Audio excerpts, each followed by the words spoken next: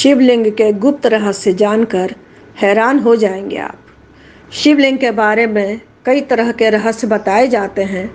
कोई कहता है कि यह ब्रह्मांड का प्रतीक है, तो कोई इसे ज्योतिर्लिंग मानता है, अर्थात यह परमात्मा और आत्मा के निराकार होने का प्रतीक है। कोई इसे शिव का आदि और अनादि रूप मानता है, तो कोई इसे निराकार ब्रह्म मानता है। आइए जानते हैं एक नया ही रहस्य जिसे बहुत कम लोग जानते हैं। वेद शास्त्रों में शिवलिंग का अर्थ बताया गया है, परम कल्याणकारी शुभ सृजन ज्योति। संपूर्ण ब्रह्मांड और हमारा शरीर इसी प्रकार है। भ्रकुटी के बीच स्थित हमारी आत्मा, या कहें कि हम स्वयं भी इसी तरह हैं, बिंदु रूप। यहाँ शिवलिंग का अर्थ और उसके गुप्त रहस्य जानकर आप हैरान हो जाएंगे। शिवलिंग है ब्रह्मांड का प्रतीक।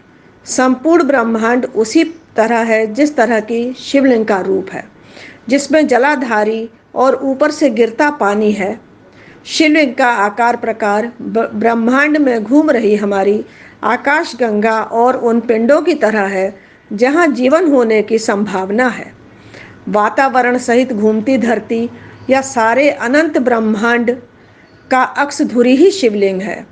वायु पुराण के अनुसार प्रलय काल में समस्त सृष्टि जिसमें लीन हो जाती है और पुनः सृष्टि काल में जिससे सृष्टि प्रकट होती है, उसे शिवलिंग कहते हैं।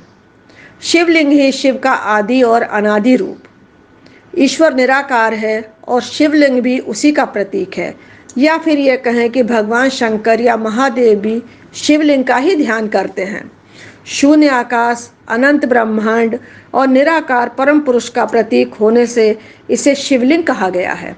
स्कंद पुराण में कहा गया है कि आकाश स्वयं लिंग है, धरती उसकी पीठ या आधार है और सब अनंत शून्य से पैदा हो उसी में लय होने के कारण इसे शिवलिंग कहा गया है। शिव पुराण में शिव को संसार की उत्पत्ति का कारण और परम ब्रह्म कहा गया है। इस पुराण के अनुसार भगवान शिव ही पूर्ण पुरुष और निराकार ब्रह्म है। शिवलिंग ही निराकार ज्योति का प्रतीक। पुराणों में शिवलिंग को कई अन्य नामों से भी संबोधित किया गया है, जैसे प्रकाश स्तंभलिंग, अग्नि स्तंभलिंग, ऊर्जा स्तंभलिंग, ब्रह्मांडीय स्तंभलिंग आदि। ज्योतिर्लिंग उत्पत्ति के संबंध में पुराणों में अनेक मान्यताएं प्रचलित हैं। वेदानुसार ज्योतिर्लिंग यानी व्यापक ब्रह्मात्म लिंग, जिसका अर्थ है व्यापक प्रकाश, जो शिवलिंग के 12 खंड हैं। शिव पुराण के अनुसार ब्रह्म, माया, जीव, मन, बुद्धि, चित्त, अहंकार, आकाश, वायु, अग्नि, जल और पृथ्वी को ज्योतिर्लिंग या ज्योतिपिंड कहा गया है। ऐसे प्रारंभ हुई शिवलिंग की पूजा।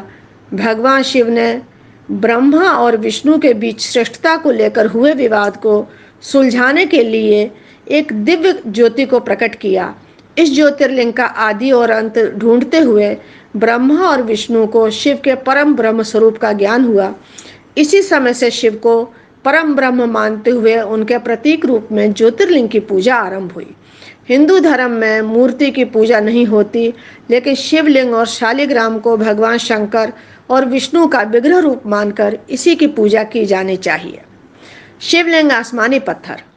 ऐतिहासिक प्रमाणों के अनुसार विक्रम संवत के कुछ सहस्त्राब्दी पूर्व संपूर्ण धरती पर उल्कापात का अधिक प्रकोप हुआ। आदि मानव को यह रुद्र का आविर्भाव दिखा।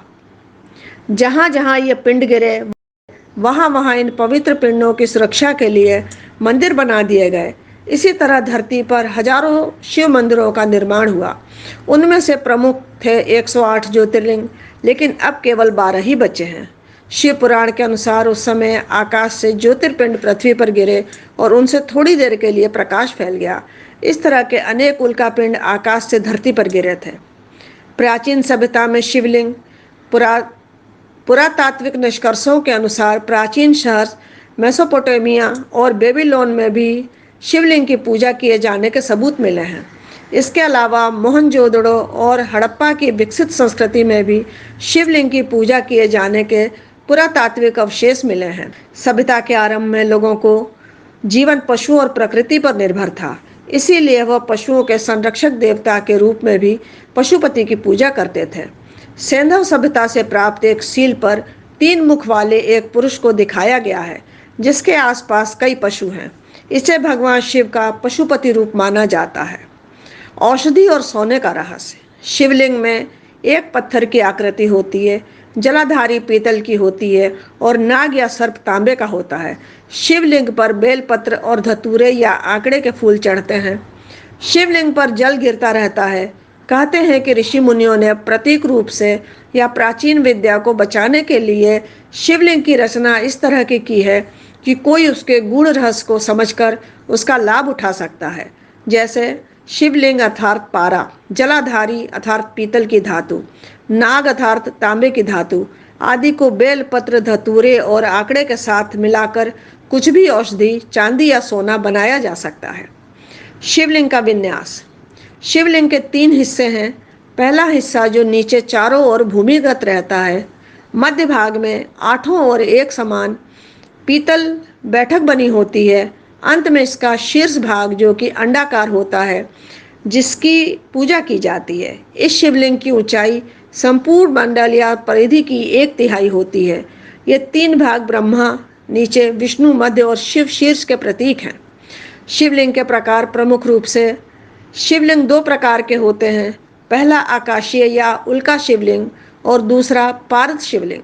पहला उल्का पिंड की तरह काला अंडाकार लिए हुए ऐसे शिवलिंग को ही भारत में ज्योतिर्लिंग कहते हैं। दूसरा मानव द्वारा निर्मित पारे से बना शिवलिंग होता है। पारद विज्ञान प्राचीन वैदिक विज्ञान है।